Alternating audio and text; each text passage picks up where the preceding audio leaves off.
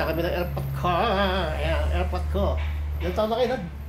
Ayan. Ilan taon na kayo? 92. Oh, 92 na.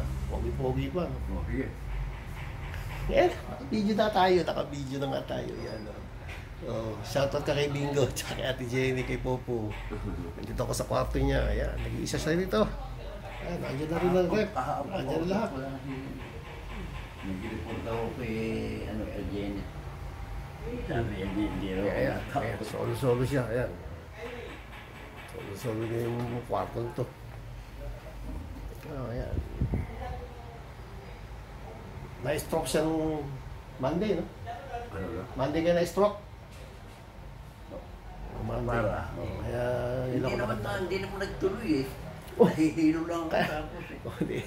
Makulit talaga mabatanda na. Sige. Ay, mabuti ka mo, nadalagad ako sa hospital, pwede baka natuloy yung... Basta pag makakaramdam kayo ng kahit ano, magpadala na kagad kayo sa ospital.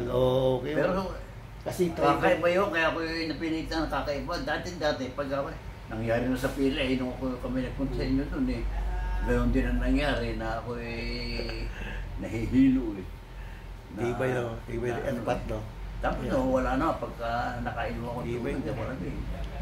Hindi itong... Nakita ko na yung ano mo, nakita ko na yung ano mo, Ano yan? yung dati mong girlfriend, Yun ang dati. si Baby. Sana... Nasa New Jersey. Nasa New Jersey na. Hindi ka pa sinabi mo. Kaya nga, sinabi ko sa'yo. Pero yung bahay nila, wala na naman doon. Wala na, nabenta na. Kasi yung nakatira ngayon doon. Hinahanap yung kanyang girlfriend. Yung palang kapatid niyang bunso, Melchor. Oh, patay na rin yun. Patay na, batang bata yun.